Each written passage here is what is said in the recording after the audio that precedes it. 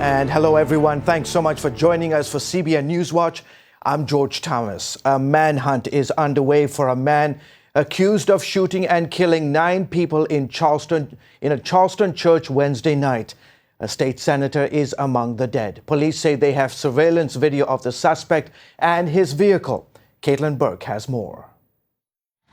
The historic Emmanuel African Methodist Episcopal Church in Charleston, South Carolina, is a crime scene today after members of the church were killed Wednesday night as they gathered for prayer. These people were in church. They were in church. Police are still looking for the suspect, described as a clean-shaven white male in his early 20s, wearing a gray sweatshirt, jeans, and Timberland boots. He's believed to be the only shooter. Officials refuse to go into detail about possible motives for the shooting, but many are calling it a hate crime. The only reason someone could walk into church and shoot people praying is out of hate. The only reason. That it is the most dastardly act that one can possibly imagine. The Emmanuel AME Church is one of the oldest black churches in the South. Its pastor, well known for his civil rights activism. He's believed to be among the dead. Church members say the shooter sat down and attended part of the service before opening fire. Powerful prayer moments happening in the wake of that shooting, members of the community gathering in prayer circles down the street from the crime scene. We want the entire community to pray for safety for our people, and that we would hope that this person who has committed this heinous crime, which is a hate crime, be brought to justice. So we stand in solidarity, but we also solicit your prayers for the family members who have lost loved ones here tonight. Another elder reported that more than 50 pastors from all across the state have gathered in downtown Charleston to help comfort those affected by the tragedy. Caitlin Burke, CBN News. And please continue to pray for this terrible, terrible situation there in Charleston. Well, a New York man believed to be a supporter of ISIS is in custody today, accused of attacking an FBI agent. 21-year-old Farid Mumuni is charged with lunging at an agent with a kitchen knife Wednesday. Agents were searching his Staten Island home when the alleged attack took place. The FBI has been watching Mumuni for some time. Prosecutors say he espouses violent beliefs and is a fervent supporter of ISIS. Earlier this week, authorities arrested one of his friends, charging him with plotting a terrorist attack on New York City. Well, the U.S. is having trouble recruiting enough Iraqi troops to fight ISIS. The goal was initially to train 24,000 Iraqi forces by this fall. Defense Secretary Ash Carter says less than 10,000 Iraqi fighters have joined the fight. Critics of the Obama administration's policy in Iraq say one solution could be to deploy tactical U.S. troops to the country. But the chairman of the Joint Chiefs of Staff disagrees. I would not recommend that we put U.S. forces in harm's way simply to stiffen the spine of local forces. If their spine is not stiffened by the threat of ISIL on their way of life, nothing we do is going to stiffen their spine. By the way, there are about 3,500 U.S. troops in Iraq assisting the nation's security forces. Russia continues to feel the pain of economic sanctions over the Ukraine crisis. The European Union agreed to extend penalties on Russia's energy, defense, and financial sectors for another 6 months. The move comes as Russia announced it was adding 40 new intercontinental ballistic missiles to its nuclear arsenal. NATO called the move destabilizing and dangerous. Meanwhile, a show of force and support for Baltic nations, some 15,000 troops from 22 countries are taking part in NATO exercises not too far, by the way, from one of Russia's most important naval bases. NATO says its intentions are clear. They are ready, willing, and able to respond to any threats within its territory. What we have done in this exercise is exactly responding to and our way of being ready for this kind of irresponsible rhetoric. We see these kind of words. Normal and responsible nuclear powers don't act like this, don't talk like this, and for that reason, we find our reason to be out here exercising as we have here. By the way, those exercises will last for 1 month. In other news, the Israeli Defense Force is ramping up its presence on the northern border after significant movement in Syria by ISIS and other Islamic extremists. It is a result of Syrian President Assad pulling his troops back towards Damascus, the Syrian capital. As Chris Mitchell reports, these changes pose direct threats to Israel and one of the region's largest ethnic groups. Here on the Golan Heights, the IDF is preparing for the threat that thousands of Syrian Druze might come pouring across their border. The Druze people are one of the many ethnic minorities spread throughout Syria, Lebanon, Jordan, and Israel. This Druze demonstration is one more sign of a growing crisis on Israel's northern border. They're calling on Syrian President Assad to protect thousands of their fellow Druze left vulnerable after his troops left the area. They're now exposed to ISIS and a potential genocide. This is a place called the Shouting Hill. I'm standing in Israel, and just a few feet away is the Syrian border.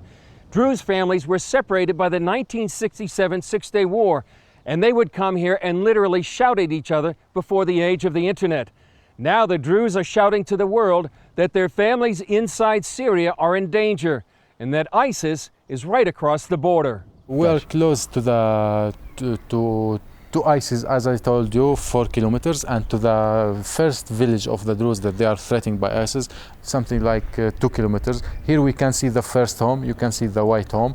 Journalist Hamad Iwat says the situation is desperate. But we are getting updates from there, from different sources, that this kind of fight and this kind of threat can be in the field in the next few days or next few hours. So we are preparing ourselves now in different sites, to help them and to support them. That includes raising millions of dollars to buy weapons. They're waiting now for permission from Israel and Jordan to send those arms inside Syria.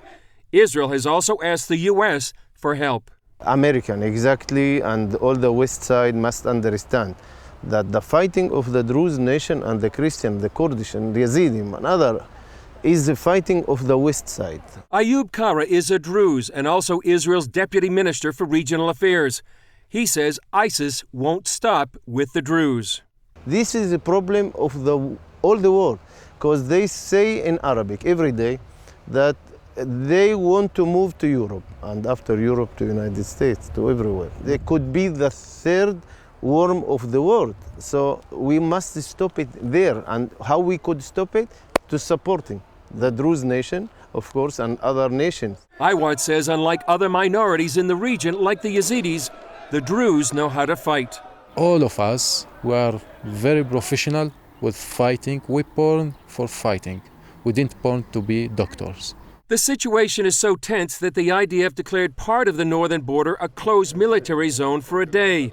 With ISIS so close, it's possible this border area could become the next flashpoint of the Middle East.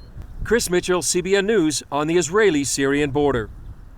Thanks, Chris. Well, back here at home, little damage so far in Texas or Oklahoma as Tropical Depression Bill moves northeast. But flooding is still a big problem as the storm continues to dump large amounts of rain. Flood watches are in place from Texas to southern Illinois. Houston, already saturated by storms, saw 11 inches. In San Antonio, 3 teenagers had to be rescued from atop their truck when they tried to cross a creek. The rescue team had to bring in a lift raft and row them out. The good news is the system is starting to die down. Still, multiple warnings remain in effect. Just imagine for a second a Bible study you hold in your own home is shut down because the government. It sounds too far-fetched. It's not. Coming up, we'll explain why. And welcome back to the show. For thousands of years, people of faith have been gathering to pray and worship in private homes.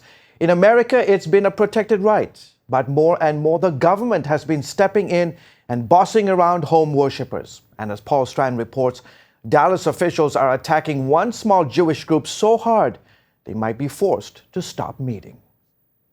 A small home-based synagogue is fighting for its life in far north Dallas, and the outcome could potentially affect other groups that worship in homes. Dallas first demanded congregation Toras Chaim get a city certificate to operate in this home, and then sued when the group didn't comply. The congregation says the cost is simply too high. It's about $200,000 in changes. For the 20 families who are members in the synagogue, we could never afford it. As Rabbi Yaakov Rich explains, it's more than paying for a piece of paper. It would mean shutting down the synagogue and forcing everybody literally to sell their homes and to move somewhere else. That's because they all have to be close enough to walk. You see, in Orthodox Judaism, we are not allowed to drive on the Sabbath. And so if the synagogue couldn't be within walking distance, then everybody would have to relocate to where the synagogue was. Members here are upset because they feel they're just a small group of religious believers meeting privately in a home, no different than the small groups or home groups that thousands of Christian churches have all over the country. And the pressure goes beyond the government. Since the city brought their lawsuit, there's been vandalism, there have been swastikas spray painted, one on the rabbi's car, on fences around the area, and it's really just created a hostile environment. Justin Butterfield is the lead counsel fighting for the congregation. If they can shut this small Orthodox Jewish congregation down, they can shut down the prayer meeting, the Bible study, even the person who just has some friends over for dinner. We realized very quickly that this had really national implications in terms of setting precedent for law and religious liberty in the United States. But some in the area see it differently. They feel they were promised they'd live in a strictly residential situation, and they've ended up with a busy synagogue as a neighbor. They do services 2 times a day, 7 days a week, so they're a very active congregation, which is wonderful, but that also means a lot of foot traffic, a lot of car traffic as well. That and the potential for falling property values prompted David Schneider, who lives across the street, to lead a neighborhood lawsuit against Torres Chaim.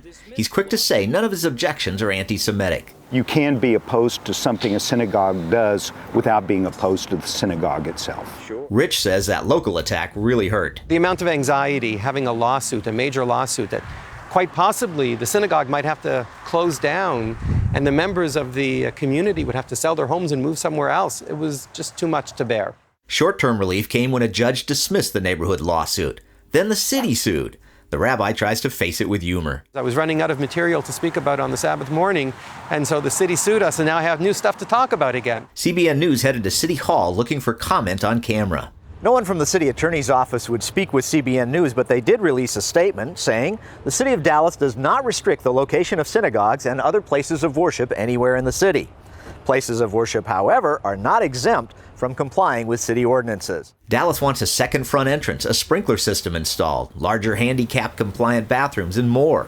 They are asking us to put 13 parking spots on the property, I don't know where. And the interesting thing is that on the Sabbath, nobody drives, nobody parks on the street. You'll never find a car. Those fighting for Torres Chaim say Dallas should drop the fight, or a judge might step in and make the city pay. I pointed them to some previous cases. There was one a couple years ago in Los Angeles that resulted in an almost $1 million verdict against the city. That's little comfort to Rabbi Rich as he and his friends face this second lawsuit. Going up against the city has the perception of something much bigger and much worse. No matter the merits of this case, who's right, who's wrong, who wins, who loses, what's not in dispute is the fact that the very existence of the small religious group that meets in this home is on the line. Paul Strand, CBN News, reporting from far north Dallas. Still ahead, she's being called a dumb blonde and oddly the smart Miss America. So who is the real Gretchen Carlson? We'll find out right after this. As the host of Real Story on Fox News, Gretchen Carlson interviews newsmakers and tackles the top headlines of the day. Well, now she's getting real on a more personal story. Gretchen Carlson captivated the country as Miss America in 1989. Today, she's captivating audiences as an award-winning journalist and host of The Real Story on Fox News. But things didn't always come easy for Gretchen. In her book, Getting Real, she shares lessons from her early days as a reporter and how she overcame her childhood insecurities through courage and perseverance. And my colleague Wendy Griffith recently spoke with Gretchen Carlson about her new book and her journey to success. I can't really imagine this because I know you and you have so many accomplishments, you know, your own show, your incredible education, the list goes on, but you still battle the label dumb blonde. That's That's hard to imagine. Yeah, well, that was something that happened after I became Miss America, and it was really shocking at the time. It was like my resume just evaporated. Where I went to school, the fact that I had done well in high school, it was you like went to Stanford, proof. you went to Oxford. Yeah, valedictorian in my high school class. But then I say in the book, when I got to Fox, I reached the bimbo trifecta. No way. Well, I was already a natural blonde, former Miss America, and now I'm at Fox. And I say it tongue in cheek because I say in the book that when people don't want to debate you on the smart issues, it's just easier to call you a dumb blonde. I don't worry about it for myself. My skin got thick a long time ago. I tell all these stories in the book as inspiration for our young people because in this age of social media, it's so serious when kids are taking these anonymous comments as serious as they are. And I want them to know that I'm out there believing in them and that they should not take them seriously. Right. Don't look at them, walk away.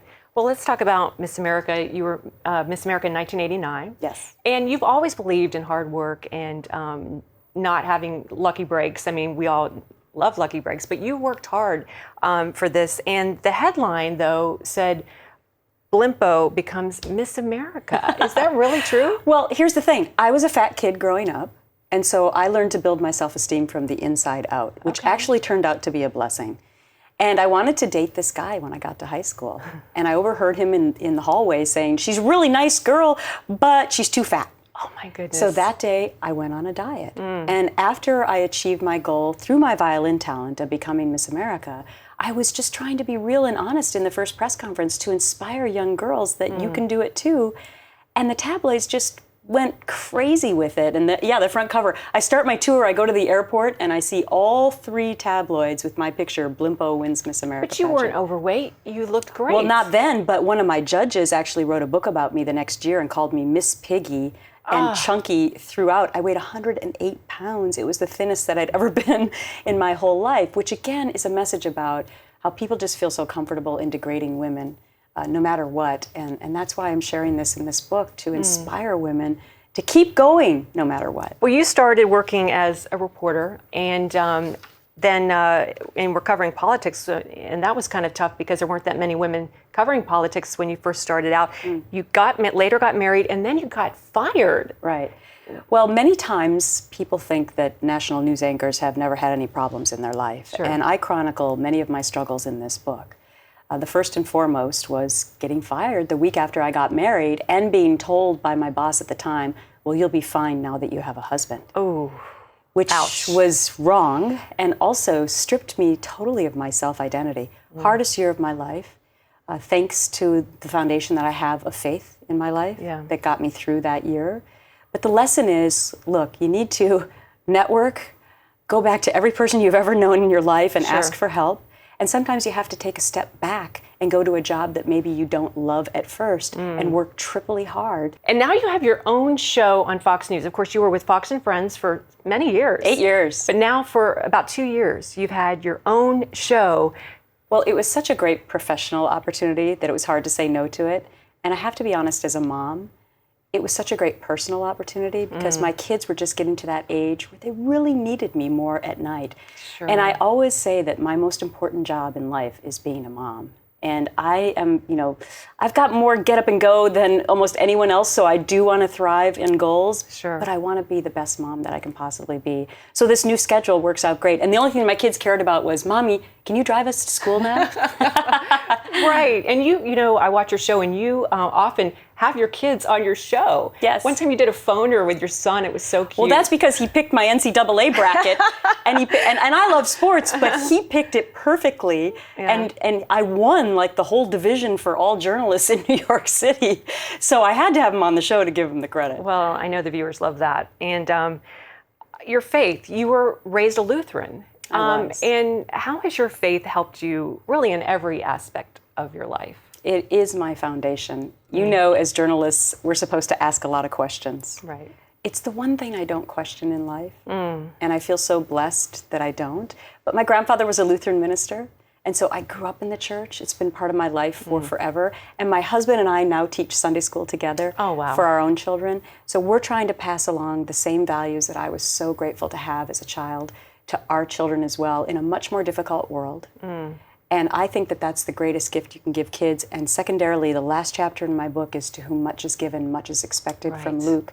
Giving back and teaching our kids that lesson. It's not all about them.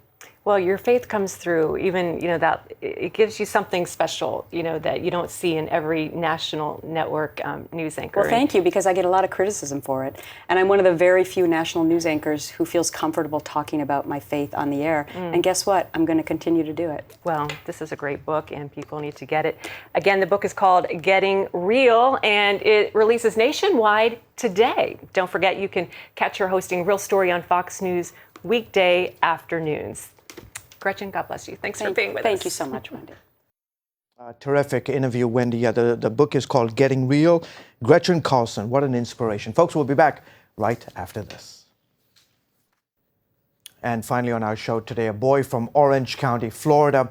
Well, he is being called a hero today for saving the lives of 2 children, both under the age of 1, who were trapped in a burning home. Meet Isaiah Francis. He's only 10, but when he saw flames billowing out of his mobile home, he jumped into action. I went running outside, and I said, "Where's the kids at?" He said, "In the room." So I went into the house grabbing the kids. I was just so scared going through my mind. My heart was beating so fast. I was just scared trying to get out the house with the kids. Wow, Isaiah, he the man right there. He says he got the kids out by carrying one under each arm. Fire officials still don't know what caused the fire. Well, folks, that's it for now on CBN NewsWatch. You can find more of our exclusive coverage of the issues you care most about at cbnnews.com. And by the way, tell us what you think about the stories you've seen here. You can do that on Facebook or at CBN News on Twitter. We hope you will join us again next time. From all of us here in the studio and in the control room, have a fantastic day.